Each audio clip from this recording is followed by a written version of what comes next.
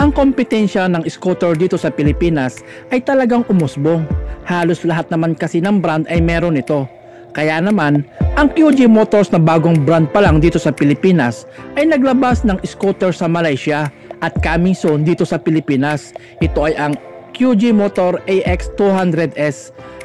Ang pormahan ng motor na to ay nahahawig sa Aerox, lalo na ang hulihang bahagi ng motor na to.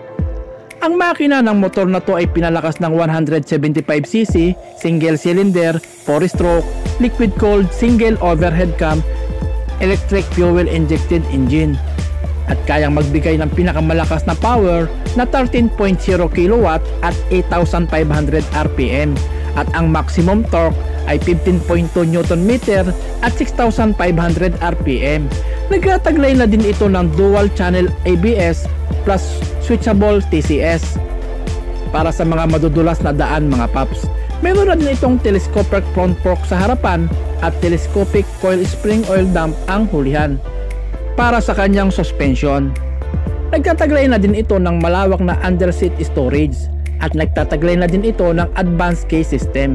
Equipped na din ito ng LED meter display at fuel tank capacity na 10 liters. At sa madilim na gabi ay nagtataglay na din ito ng bright LED headlight at LED taillight naman sa hulihan. At narito ang specification ng motor na to. Ang bore ni stroke ng motor na to ay 60mm by 61.8mm at ang sukat ng gulong ay 100 by 80 by 14 ang harapan at 120 by 70 by 14 ang hulihan. Ang bigat ng motor na to ay 127 kg at ang taas ng upuan ay 780mm. Ang laki ng motor na to ay 1,930mm ang haba at 720mm ang lapad.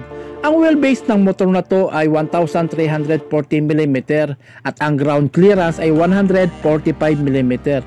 Ang motor na to ay available pa lamang sa Malaysia at available sa tatlong kulay, ang Gray Moon, Blue at Sand Brown.